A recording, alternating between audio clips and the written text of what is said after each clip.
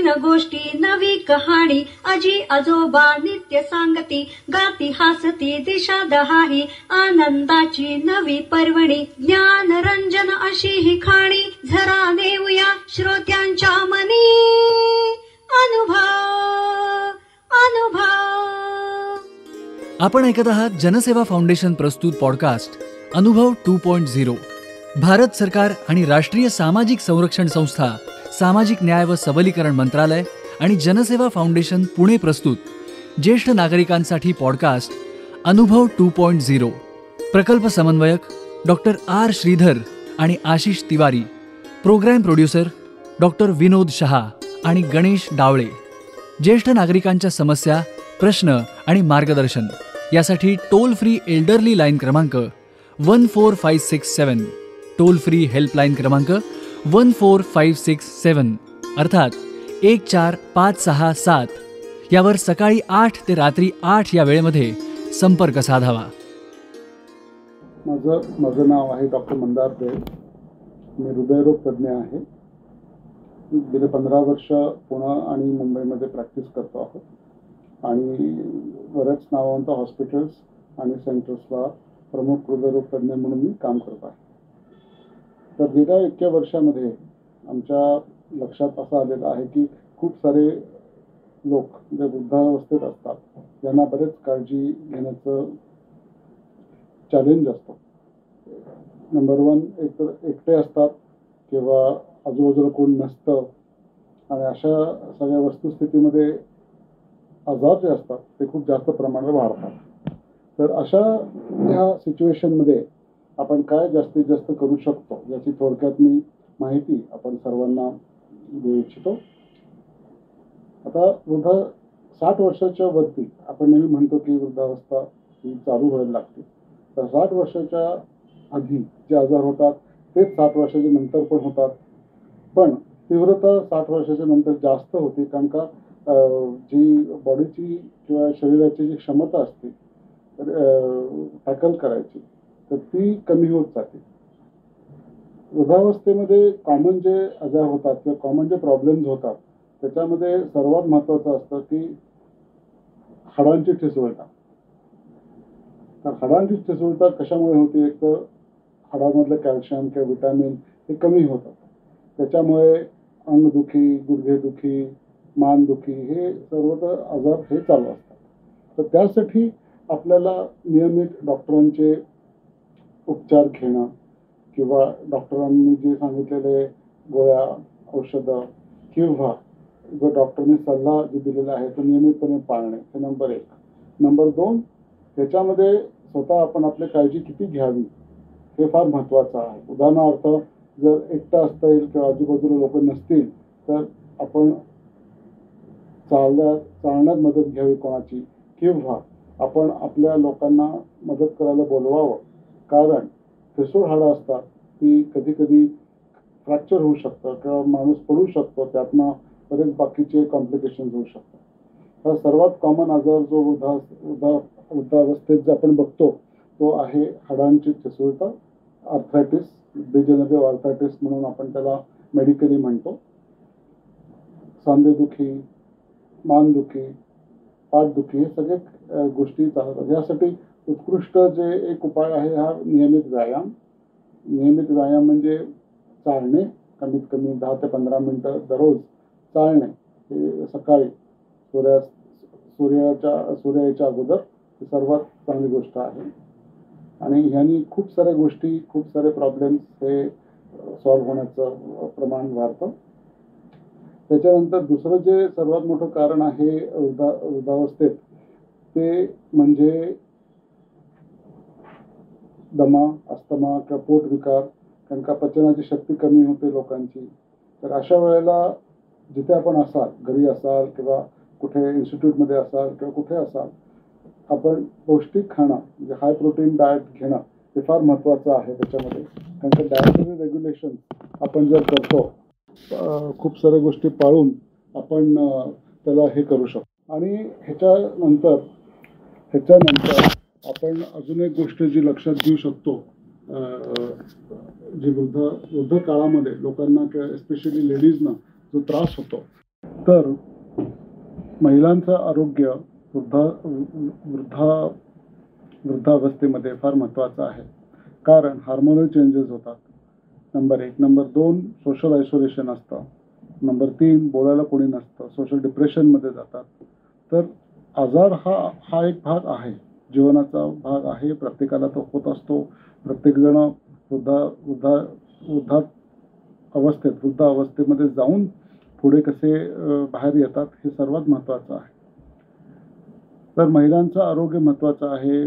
नामवंत डॉक्टर्स आहेत, गायनेकोलॉजिस्ट, त्यांच्याकडनं आपण ट्रीटमेंट घेऊ शकतो काही जर आजार असले तर. सर्वात महत्त्वाचा भाग सर्वसामान्यांना आहे, जे 70 वर्षाच्या वरती आहेत, की सोशल आयसोलेशनचं असतं. घरी कोणी नसतं, मुलं बाळं कामाला असतात, घरी देखरेखीला किंवा देखभालीला एखादा केअरटेकर असतो, तो बोलत नाही व एका माणसाशी आपण किती वेळा दिवसातनं बोलणार. हे सगळ्या गोष्टी जर आपण बघितल्या त्याला सोशल आयसोलेशन म्हणतात. ज्यांनी मेंटल प्रॉब्लेम होऊ शकतात, मेंटल डिप्रेशनमध्ये पेशंट जाऊ शकतो किंवा वृद्ध जाऊ शकतात. तर ह्यासाठी आपण काय करावं, यासाठी सर्वात सोपं आणि सर्वात इझी जे आहे की स्वतःला इन्व्हॉल्व करून घ्यायचं. स्वतः इन्व्हॉल्व करणं म्हणजे आपण पुस्तकं वाचू शकतो, आपण संगीताचा आनंद घेऊ शकतो, आपण कम्प्युटरचं जर ज्ञान असेल तर कम्प्युटर्सवर आपण बाकीच्या गोष्टी ईमेल लिहू शकतो, आपण ब्राउज करू शकतो. ह्याच्यामध्ये इन्व्हॉल्वमेंटमध्ये 2 गोष्टी होतात की वेळ पण जातो, नंबर 1 वेळ जातो, नंबर 2 ह्याच्यामधनं आपल्याला थोडं ज्ञान किंवा नॉलेजसुद्धा मिळत असतं. आपलं जे एक्झिस्टिंग नॉलेज असतं त्याच्यात भर होती. या सगळ्या गोष्टी आपण करत जातो, वेळ जाती. बरं, सोशल आयसोलेशन जे असं असतं की कोणी जर जवळचं नसेल तर भीती होती. 70-80 वर्षाचे जर वृद्ध असतील किंवा पेशंट असतील किंवा व्यक्ती असतील, एक भीती निर्माण होते की काही झालं तर कोण असेल आसपास. तर ह्या सगळ्याच्यासाठी इन्व्हॉल्व होणं हे सर्वात महत्त्वाचं आहे. जर कुठले आजार असतील तर डॉक्टरांच्याकडे जाऊन त्याला त्याची ट्रीटमेंट किंवा त्याचा सल्ला हा इथं तुम्ही घ्यावंच लागतं. परंतु नुसते सल्ल्याने जर काही होत नसेल तर लाईफस्टाईल मॉडिफाय करायला लागेल. चालायचं किंवा आपण जर बाग बगीचा असेल तर पाणी घालायचं, जेणेकरून आपण इन्व्हॉल्व होतो प्रत्येकामध्ये. आणि इन्व्हॉल्व करून पॉझिटिव्ह ॲटिट्यूड होतं, पॉझिटिव्ह माइंडसेट होतो. आणि ह्या सगळ्या गोष्टीमध्ये होतं काय की खूप साऱ्या गोष्टी आपल्याला कळत नकळत चांगल्या होत असतात. आणि या सगळ्या गोष्टीमध्ये आयुष्य थोडं लांबतं. प्रॉब्लेम जे असतात मेंटल, फिजिकल हे कमी होतात.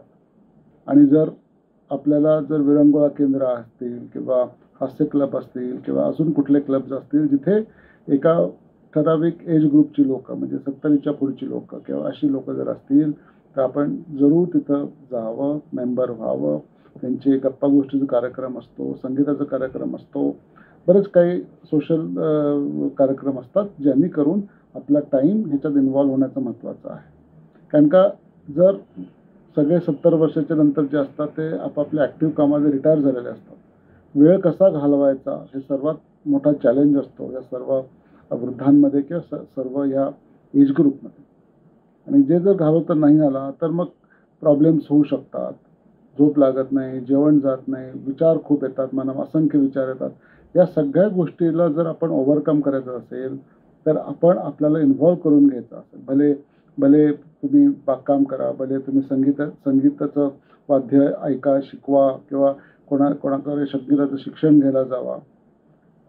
Fit mind and fit body always is a benefit for all the people. हे सर्वात महत्त्वाचं आहे.